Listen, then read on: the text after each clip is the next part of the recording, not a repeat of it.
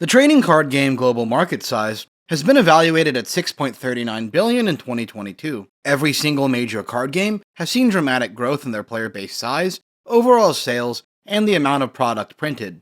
Following this, the TCG card market has fallen into something that can only be described as a bubble for collectors, a disaster for competitive players, and a mixed bag for local game stores. This video primarily seeks to explain where trading card games get their monetary value from, but we'll also be analyzing some historical changes in the trading card game market and start to break down the current predicament these games have found themselves in. If you appreciate this type of video and the hard work I do on this channel, please subscribe. I've got a great variety of TCG content in the future that I'm sure you'll love. To really understand card price, we need to break down simple supply and demand. Of course, low supply and high demand lead to expensive cards. Low supply in a card game can come from a few different places, although most of them revolve around the company creating the cards in the first place. Product distribution is the biggest factor affecting prices. Print runs refer to the total number of cards printed and packaged into trading card boxes and packs. Modern TCG print runs are absurdly large and the biggest they've ever been. From 1993 to 1996, Magic the Gathering print runs ran absurdly low. So low, in fact, that we can estimate the exact number of each rare printed in alpha. It was around 1,030. For every early set of Magic, we can put an exact number on the quantity of cards. Even commons would rarely have numbers putting them above 500,000 individual copies. These low print numbers, plus the cards that get destroyed and damaged over time, let these cards reach absurd prices as collectors have to fight over them. To contrast that, current day Magic the Gathering print runs are insanely large to deal with a much larger player base. We don't have exact numbers, since Hasbro is keen to hide potential losses. But the average number of cards printed per set is estimated to be around 2 to 3 billion. That means there's around 2.75 million copies of each rare. Compared to the Alpha 1030 rares, or even the later revised editions 100,000 rares, there's no question why a ton of modern day cards struggle to hold value over the long term. Of course, total cards printed isn't the only way to reduce supply. Some games have created a low supply market accidentally through supply chain issues. Modern day supply chain issues have wrecked some of Bandai's card games. The Digimon TCG saw massive delays in limited supply due to COVID-19 and the government's response. A ton of Bandai card games get printed in Japan, leaving products stuck on ships when things closed down. Of course, this led to the game-specific market holding some significant value, since players just couldn't go to the store and buy more product to get what they need. Even non-pandemic supply chain issues are enough to widely affect game supply. Disney's Lorcana massively obliterated how their game could enter the market by directly choosing which stores could and could not sell their product. To even apply to be a part of this system, you had to send a video application and match a specific set of Disney-approved criteria. Most stores would fail this process or not even apply, leading them to have to get product indirectly or through under-the-table means. Of course, this led to very minimal product on the market, and what was available being scalped and massively inflated in price, just funneling the supply through a pinhole. Companies want high-value cards to sell more product, but since the before-mentioned print runs have gotten insanely large to keep up with growth, each company has had to take a variety of actions to artificially lower the supply of certain cards. Some companies, like Bushiroad, with extremely small player bases, would distribute event-exclusive promos only numbering in the thousands, creating absurdly expensive cards despite the microscopic demand. Promos in general have just been a classic way to create niche and sought-after cards while directing player attention to certain events and products. Buy-a-box promos are the easiest example of this. In another solution, other companies like Wizards of the Coast have started to create serialized cards to force expensive collectors' value. These can work in niche cases, such as with Bandai's prize cards, but in such large print runs like with Magic, these just end up having pointlessly high card prices with almost no demand. There are countless examples of these cards just sitting endlessly at a high $1,000 value that no one will ever buy. Like the death of Superman and NFTs in the past, these mass-printed items designed for collectors are unlikely to hold up in the long term. Oh yeah, I forgot to put this in the script. Card Fight Vanguard under Bushiroad once tried to do NFTs in their high-rarity cards. It was weird and no one liked it. So, if a company doesn't want to use a gimmick like promos or serializing to control supply, what other hard methods exist? Well, there are two major ones: manipulating pull rates and increasing product prices. Increasing product prices is easier to explain, so I'll start with that. Card prices are tied to box prices, or whatever product cards happen to be pulled from. A typical case, which is a collection of boxes, has its value tied to how much the cards can resell for. In a basic system, higher box prices indicate more demand, which means more valuable cards. However, some companies try to reverse this order and just massively increase product prices, hoping it will make their product more valuable. Magic the Gathering has done this for decades.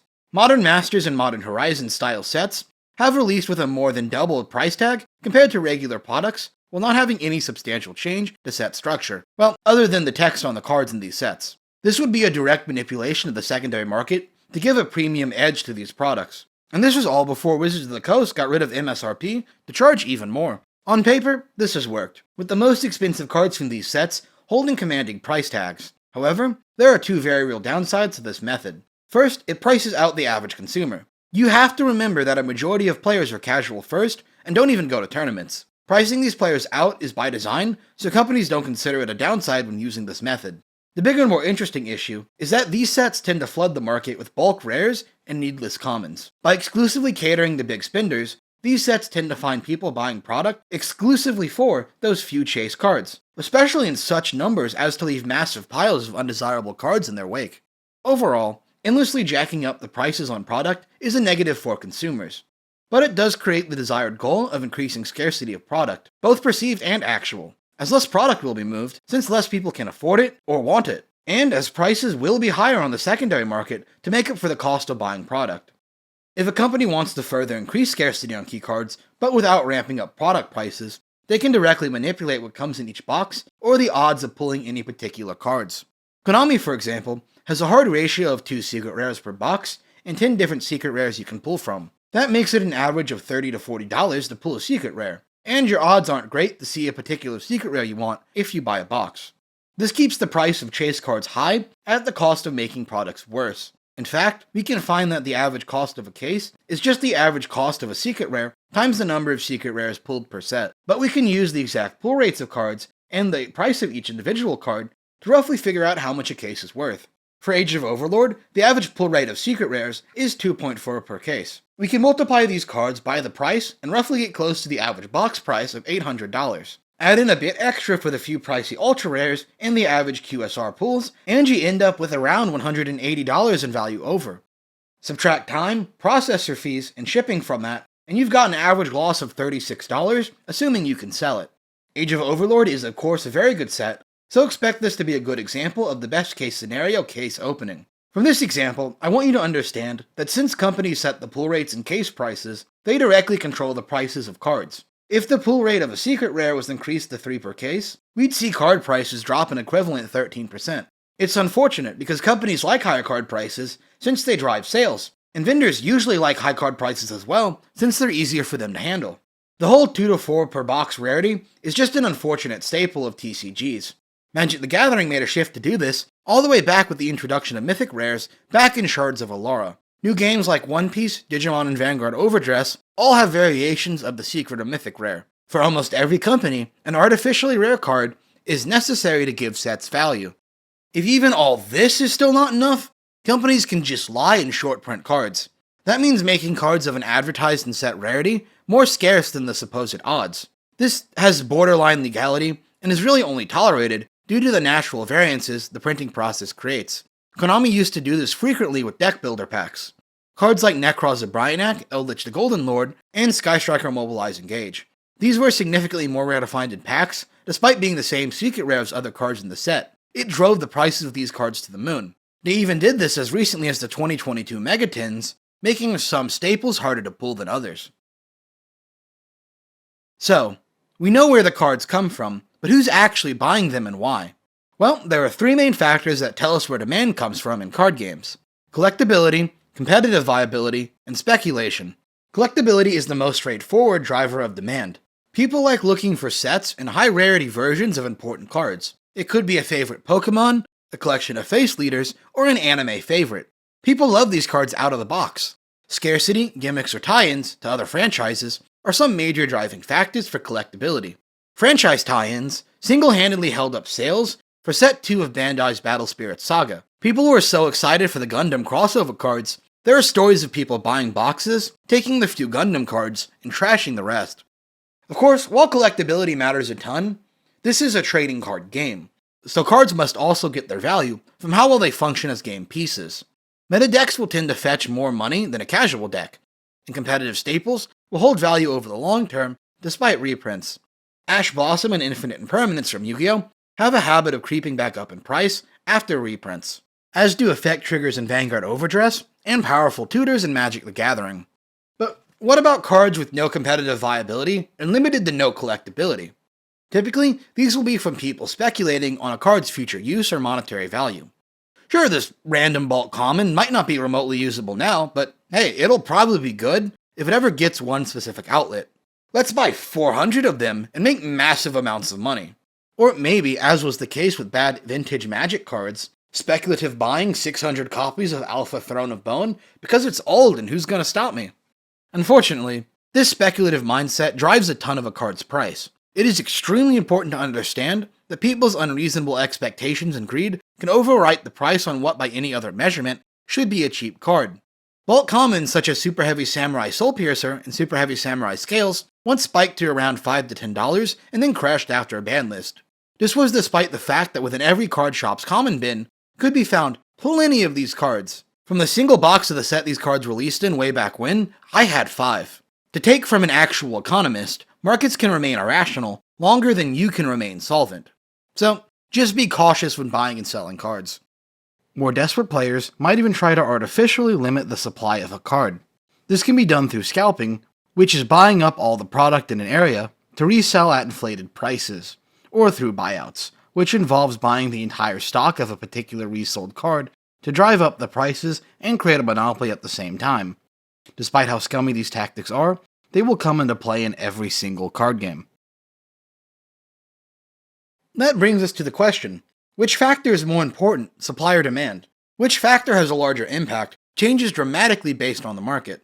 Supply tends to function as a baseline for price, and demand more like a modifier. A game with less demand needs less supply in general and vice versa. This is good on paper, but it gets a bit more odd when applied on a product by product and even a card by card basis. A game like Yu-Gi-Oh! And Magic have consistently high demand and a constant pool of value. However, in these cases, with a mostly stabilized demand, the supply side usually matters more. In Yu-Gi-Oh's case, Konami uses artificial manipulation of pull rates to keep the supply of crucial cards low, in an attempt to account for the naturally large amount of product they distribute. Magic too with product prices. It gives the individual sets value and keeps low prices from being monopolized by the secondary market. Higher card prices means you'll be more likely to buy products instead of running to the secondary market, which is often more sensible for consumers. Demand, however, definitely modifies prices way more on a card-by-card basis. Why is SP Little Knight $100 and TG Limiter only 50 cents? People really only need one of those cards competitively. We can see another example of demand leading prices through the newer One Piece TCG, where the limited supply of starter decks and early sets create a consistently priced baseline. The vast majority of price movements come entirely from competitive demand. And due to how consistently level this balance is, cards like Dracul Mihawk, Eustace Captain Kidd, Secret Rare Yamato, and Altar Trafalgar Law have moved in price based entirely on competitive desirability. With the supply of Set 1 being locked for a time, demand is able to move some cards up and some cards down completely freely from changes in supply, which is great to look at for our breakdown. All this section is to say that demand and supply both matter, but with how tight a grip companies have on supply, they tend to be the big movers of the TCG market, at least in my opinion. Now with an understanding of the basic factors that determine the market, let's look into today's current trends. There's 3 I want to get to: modern games rotating faster, vintage cards spiking in price, and rampant product bloat and fatigue. Are meta decks more expensive now than they used to be?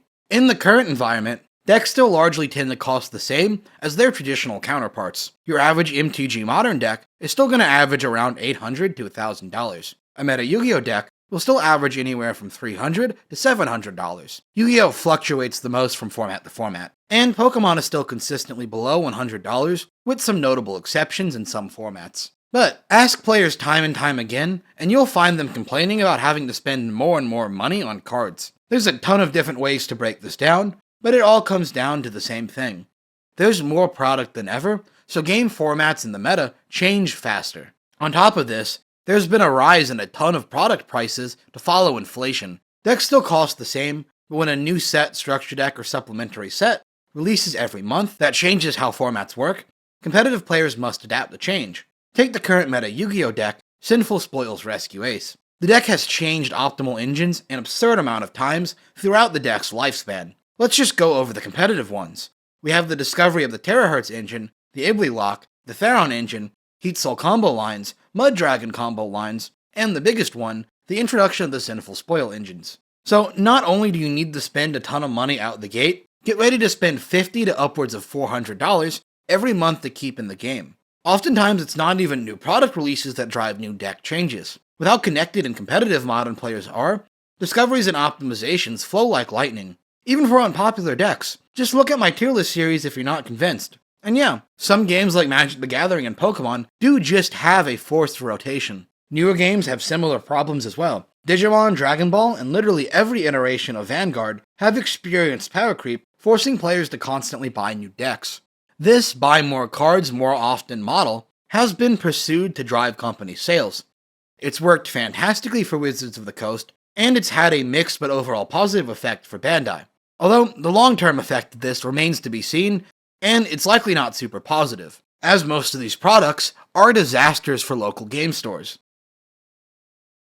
The real increase in price comes from the classic or vintage market going crazy.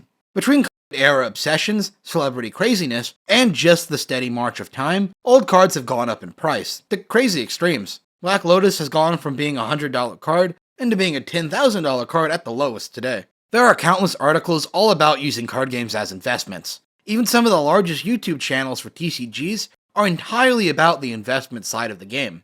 It's not hard to see why. If you invested in the Power 9 or Dual Lands in Magic since 1993, you'd have outperformed the stock market. There's been a similar trend in the earliest sets of the Pokemon TCG. Major celebrities like Logan Paul and Post Malone have turned card games into just another method to flex for clout. In turn, this would present the idea of investing card games into the mind of the average person, causing both knowledgeable players and unknowledgeable amateur investors to spike the market. All this created an unsustainable bubble that we're only starting to come down from now. This is because the original high prices came from some very specific factors. Old cards are only valuable if they're actually old, actually rare, and in perfect condition. The vast majority of cards are not investable. To prove this, there are some historically bad buyouts that have been tried, such as most buyouts bought by Rudy from Alpha Investments after the fact. There is video of Rudy going through the cards he purchased by bankrupt investors. Seriously, you'll see the end result of real human misery stemming from buying 700 copies of a bad reserve list card that did not hold value because no one actually wants it. Modern day cards are an even worse investment. They will not hold value due to the ridiculously large print runs and the massive amount of competition on the market. They do not hold value unless they're absurdly limited in quantity, which most cards are not, or used in competitive play, which the average Joe can't understand. And even if you do understand it, it takes a lot of effort and time to keep up with the ever-changing nature of competitive games. And the most important thing that applies to any bubble: if you didn't get ahead of it, you're not making money off it. You see, the outperforming the stock market thing really only holds true if you have the cards you bought in 1993. Before the game itself was even solvent. It needs repeating that TCGs just aren't a good investment for most people.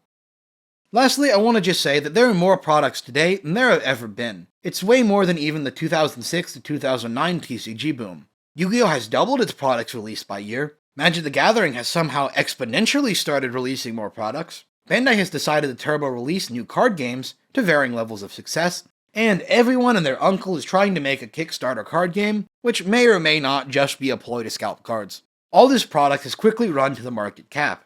Attempts at expanding the player base have been okay at best, like with One Piece and Magic, or complete failures as with Yu-Gi-Oh! Old players are feeling game fatigue on a scale never before seen in the industry. Magic the Gathering has created a system of speed onboarding new players, while established players walk right out the door. Bandai just creates new games as old games lag and fail. Yu-Gi-Oh is stagnant growth-wise, but card shops are beginning to feel the burn of bad product. Pokemon is doing good.